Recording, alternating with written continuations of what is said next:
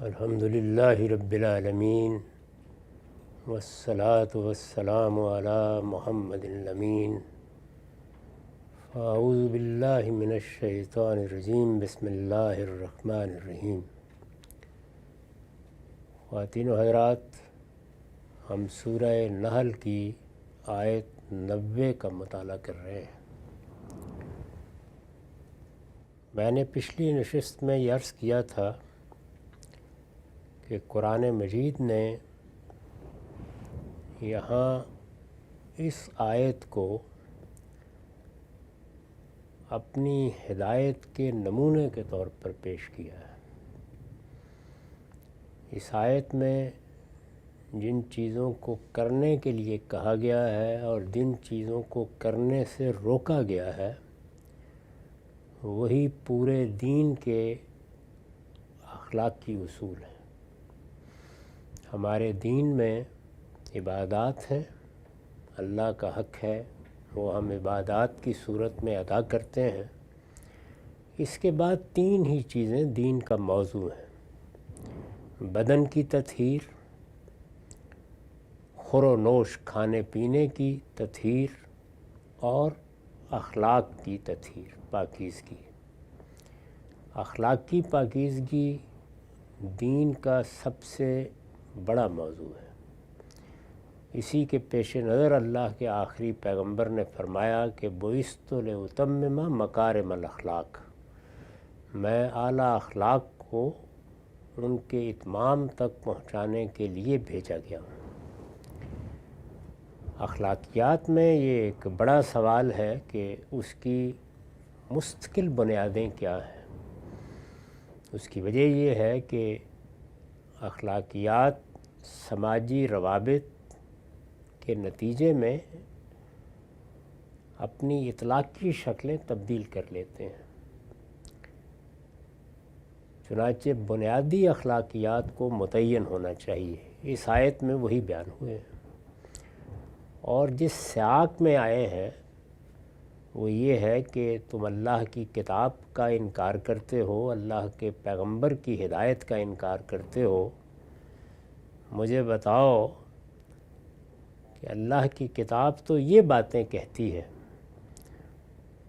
اور اگر وہ یہ باتیں کہتی ہے تو ان میں سے کون سی چیز ہے جو تمہارے نزدیک انسانی فطرت اور علم و عقل کے مسلمات کی روح سے قابل اعتراض ہے؟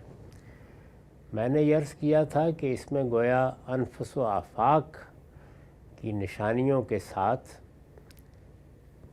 قرآن نے اپنی تعلیم کو بھی اپنی صداقت کی دلیل کے طور پر پیش کیا ہے۔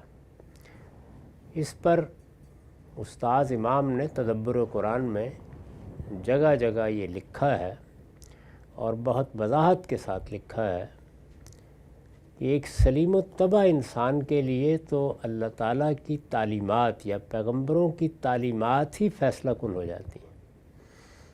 وہ تعلیمات ایسی مطابق فطرت ہیں، علم و عقل کے مسلمات پر مبنی ہیں، ان میں ادنیٰ درجے میں کوئی خرابی یا خامی تلاش نہیں کی جا سکتی۔ وہ اپنی ذات میں اللہ تعالیٰ کے علم کا بہترین نمونہ ہے۔ اس وجہ سے اگر ایک سلیم الطبع آدمی ان تعلیمات کو بھی نگاہ میں رکھے تو اسے کوئی ادنیٰ تردد باقی نہیں رہتا کہ یہ اللہ کا دین ہے جو اللہ کے پیغمبروں نے ہم تک پہنچایا ہے، اور ان پیغمبروں نے اپنی طرف سے کوئی بات بیان نہیں کی، بلکہ حقیقتاً اللہ تعالیٰ ہی کا پیغام انسانوں کے سامنے رکھ دیا ہے۔ ہم اس آیت کا مطالعہ کر رہے تھے اور بات یہاں تک پہنچ گئی تھی کہ ان میں جو بنیادی اخلاقیات متعین کیے گئے ہیں وہ بالکل فطری ہیں۔ لہٰذا سیدنا موسیٰ کا زمانہ ہو، سیدنا مسیح کا زمانہ ہو، اس سے پہلے کے زمانے ہوں، ہر زمانے میں یہ مسلمات ہیں، یعنی اخلاقیات کے مسلمات ہیں جن کے بارے میں کوئی دو رائے نہیں ہو سکتی۔ ان مسلمات کی بنیاد پر کیا رویے ہونے چاہیے، معاملات کیسے کرنے چاہیے، سماجی رویوں میں کیا تبدیلیاں آنی چاہیے، ان میں جو صورتیں بنیں گی یا جو اوضاع پیدا ہوں گے وہ مختلف ہو سکتے ہیں، اور یہ دنیا میں ہر جگہ ہوتا ہے۔ بعض اوقات لوگ ان اوضاع کے اختلاف کو سامنے رکھ کر یہ خیال کرنا شروع کر دیتے ہیں کہ اخلاقیات کی کوئی مسلمہ بنیادیں نہیں ہیں۔ قرآن نے یہی فرق واضح کیا ہے کہ بنیادی اخلاقیات یہ ہیں۔ ان بنیادی اخلاقیات کو جب آپ معاشرے سے متعلق کرتے ہیں، افراد ان کو اپنے معاشرے یا اپنے معاشی تقاضوں کے لحاظ سے اختیار کرتے ہیں، تو اس سے جو چیز وجود میں آتی ہے وہ سماجی تشکیلات ہیں۔ ایٹیکیٹس، آداب، بات کرنے کے طریقے، لوگوں سے معاملہ کرنے کے طریقے، وہ ہر معاشرے میں مختلف ہو سکتے ہیں۔ تو اخلاقی لحاظ سے بھی ایک ثقافت یا ایک تہذیب یا ایک کلچر وجود میں آتا ہے جو مختلف معاشروں میں مختلف ہو سکتا ہے اور ہوا بھی ہے، لیکن بنیادی اخلاقیات ناقابل تغیر ہیں۔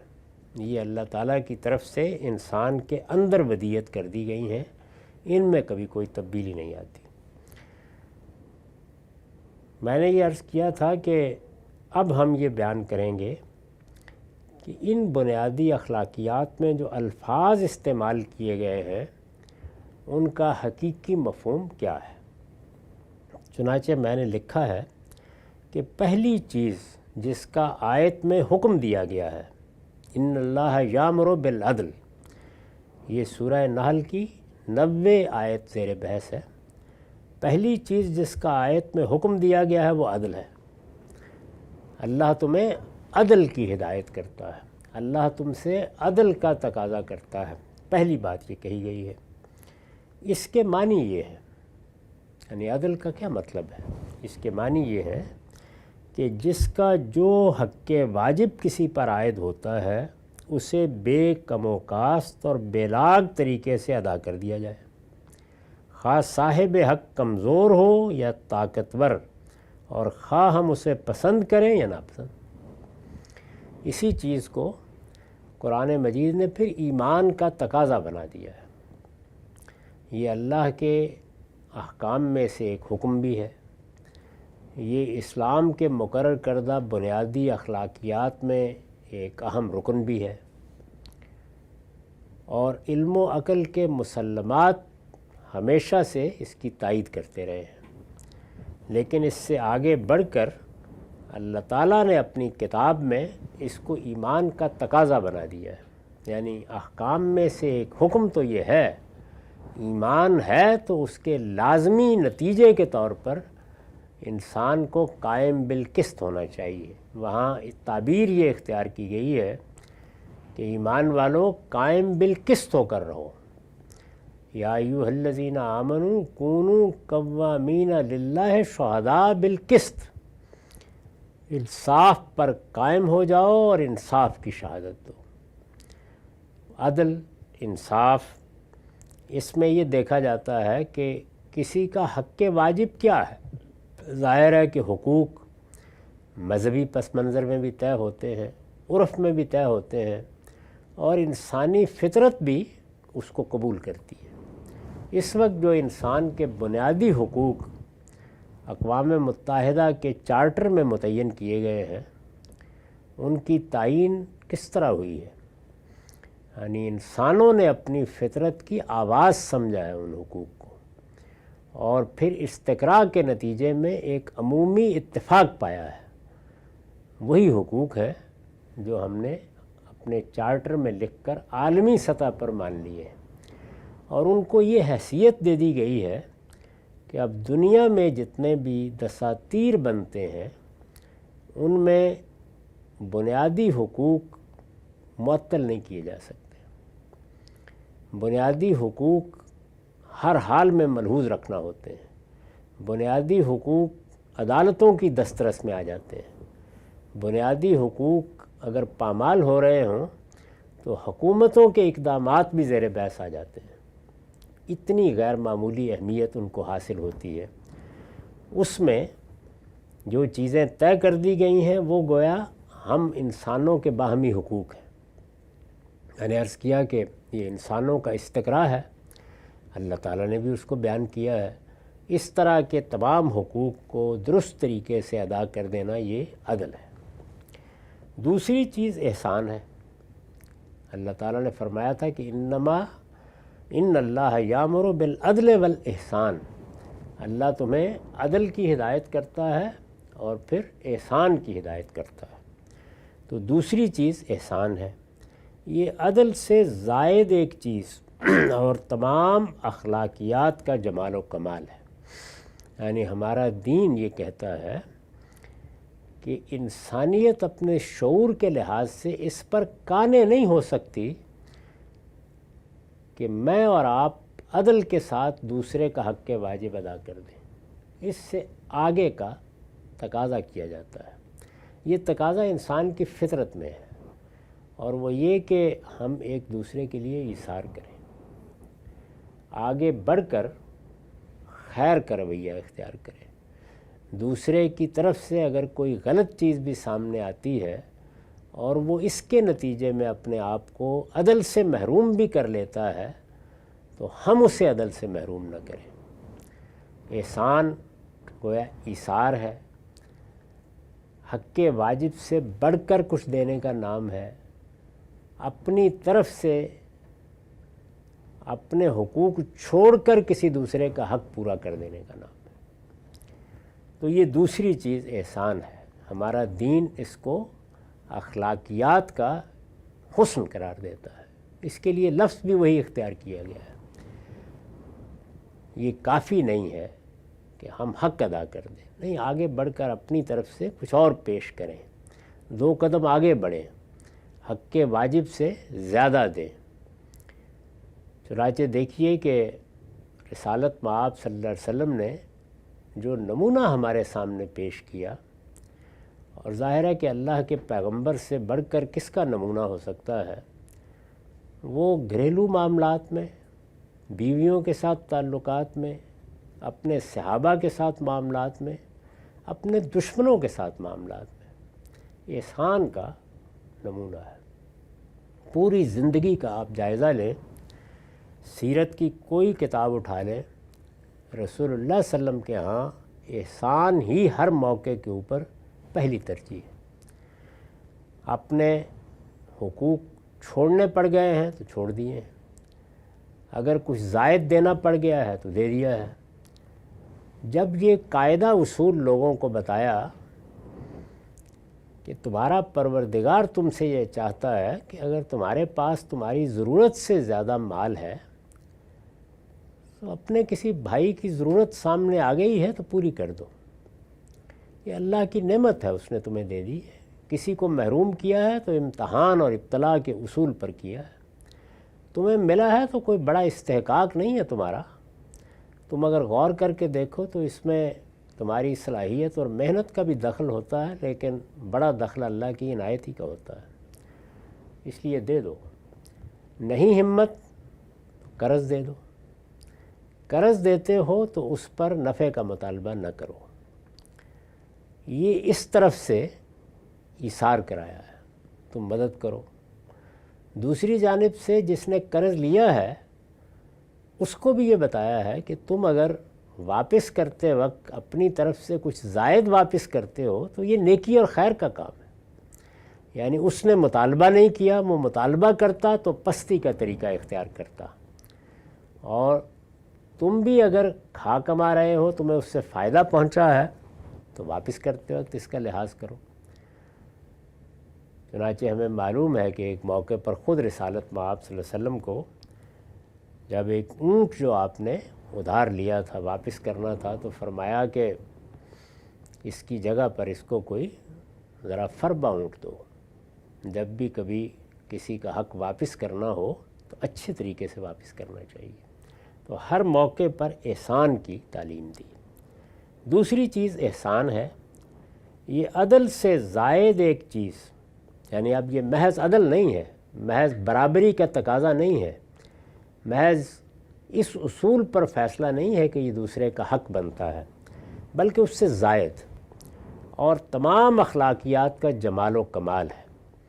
یعنی ایک ہے اخلاقی اصولوں کی بالکل درست طریقے پر پیروی، اور ایک ہے اس میں جمال یعنی حسن پیدا کر دینا، اس کے کمال کو حاصل کرنے کی کوشش کرنا.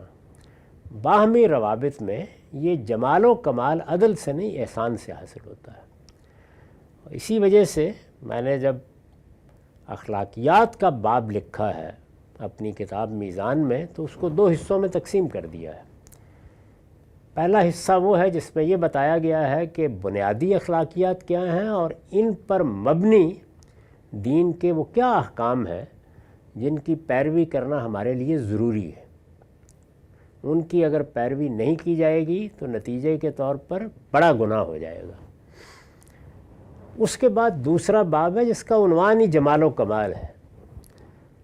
یہ تو ہر آدمی کو کرنا ہی ہے، لیکن اس سے آگے اس کے کیا اہداف ہونے چاہیے، اس کو اس سے آگے بڑھ کر کہاں تک پہنچنا چاہیے.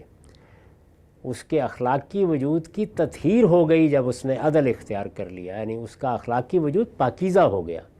لیکن یہ پاکیزگی حسن کے ساتھ نمایاں ہو، اس کی شخصیت میں کمال کے ساتھ نمایاں ہو، یہ احسان سے نمایاں ہوتی ہے.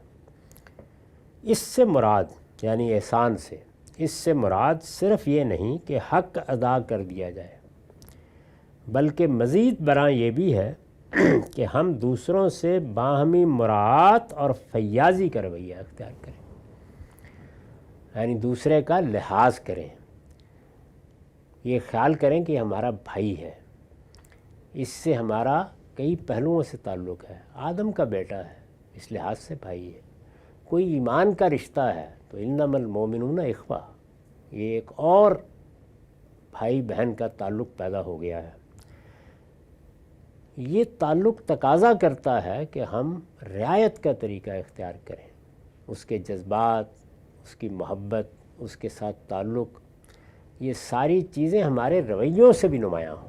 وہ اسی وقت نمایاں ہوں گی جب عادلانہ فیصلے نہیں ہوں گے، آگے بڑھ کر ایثار کیا جائے گا. ان کے حق سے انہیں کچھ زیادہ دیں، یعنی دوسروں کو ان کے حق سے کچھ زیادہ دیں، اور خود اپنے حق سے کچھ کم پر راضی ہو جائیں. دونوں ہی چیزیں احسان ہوں گی. ان کا حق ہمارے ذمہ واجب تھا تو ہم نے زیادہ دے دیا، ہمارا حق ان کے ذمہ واجب تھا تو ہم نے کہا ہم کچھ چھوڑ دیتے. یہ سب احسان ہوگا. اور اس کو جو شخص رویے کے طور پر اختیار کر لے گا، اس سے پھر یہ متصور نہیں ہو سکتا کہ وہ کسی کے ساتھ زیادتی کرے گا. احسان کو اپنا ہدف بنائیں گے تو عدل تو ہر حال میں ہو جائے گا، لیکن عدل پر رہنے کی صحیح کریں گے وہ بھی بہت غنیمت ہے. تو اندیشہ ہے کہ کہیں پاؤں پھسل نہ جائے. تو اس لیے اللہ تعالیٰ نے عدل کے بعد احسان کا تقاضا کیا ہے.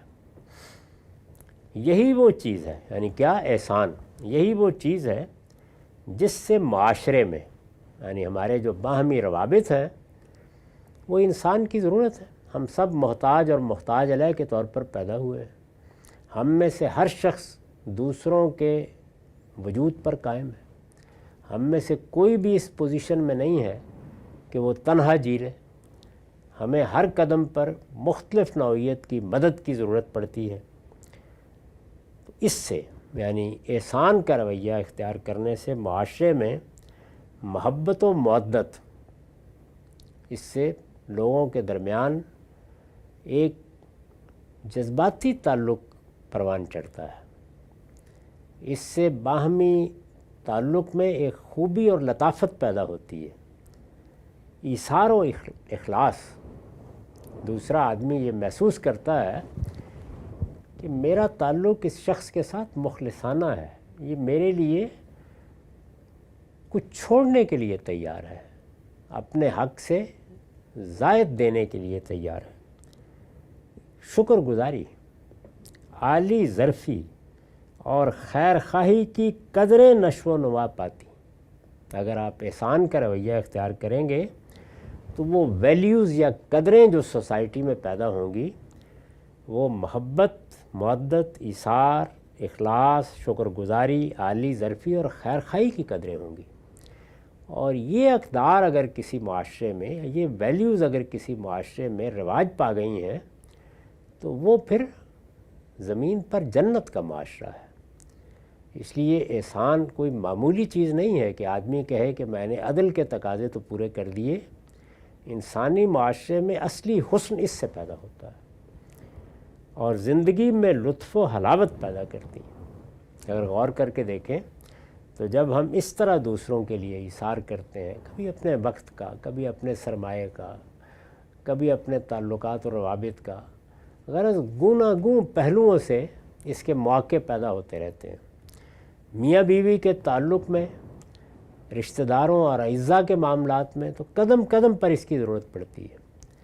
وہاں ہر شخص اپنے حق کا مطالبہ تو لے کر کھڑا ہی ہوتا ہے، لیکن اگر دونوں فریق یہ فیصلہ کر لیں کہ مطالبہ حقوق تو بہت معمولی چیز ہے، اس سے آگے بڑھ کر ہمیں ایک دوسرے کے لیے ایثار کرنا ہے، ایک دوسرے پر احسان کرنا ہے، تو اس سے جو اقدار، جو ویلیوز پیدا ہوں گی وہ اس لفظ سے قرآن نے ادا کی۔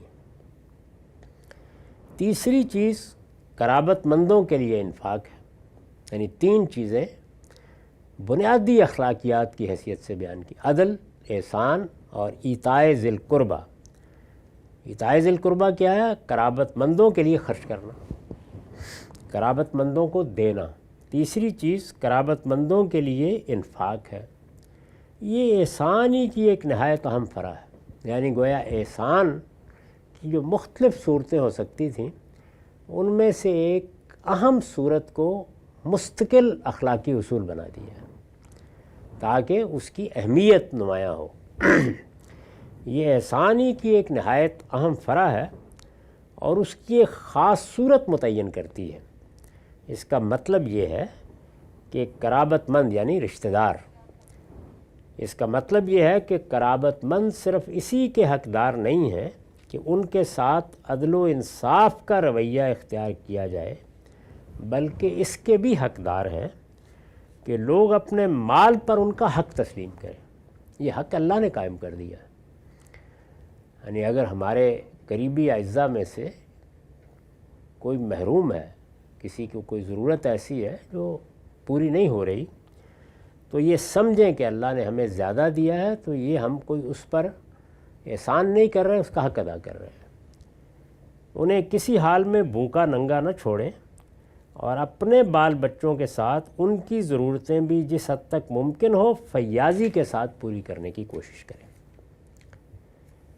یہ تین چیزیں ہیں جو ہمارے دین میں بنیادی اخلاقیات کی حیثیت رکھتی ہیں۔ باقی تمام اخلاقی اصول اگر آپ غور کریں تو ان سے پھوٹتے ہیں، وہ سب کے سب انہی کی فرع ہیں۔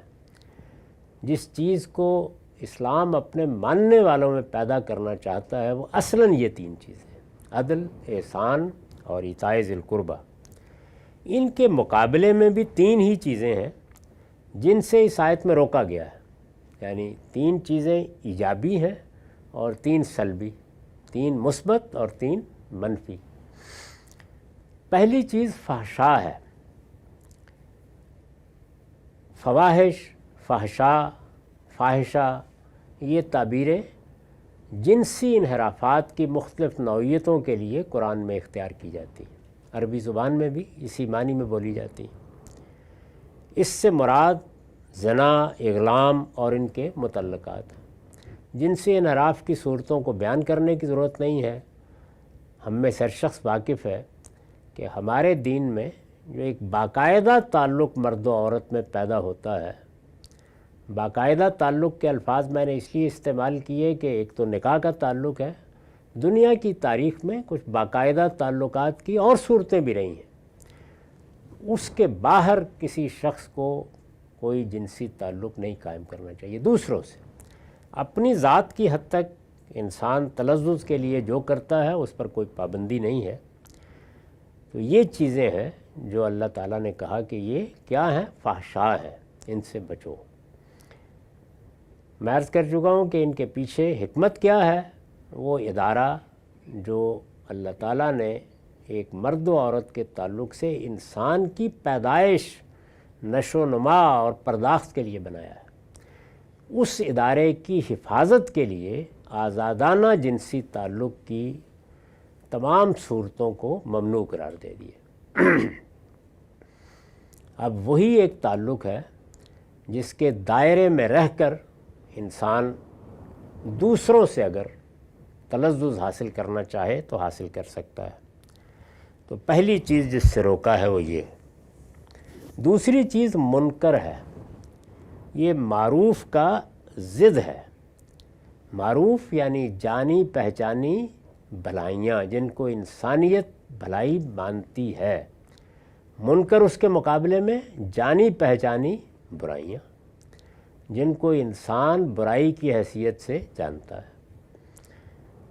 دوسری چیز منکر ہے، یہ معروف کا ضد ہے، یعنی وہ برائیاں جنہیں انسان بالعموم برا جانتے ہیں، ہمیشہ سے برا کہتے رہے ہیں، اور جن کی برائی ایسی کھلی ہوئی ہے کہ اس کے لیے کسی استدلال کی ضرورت نہیں ہوتی۔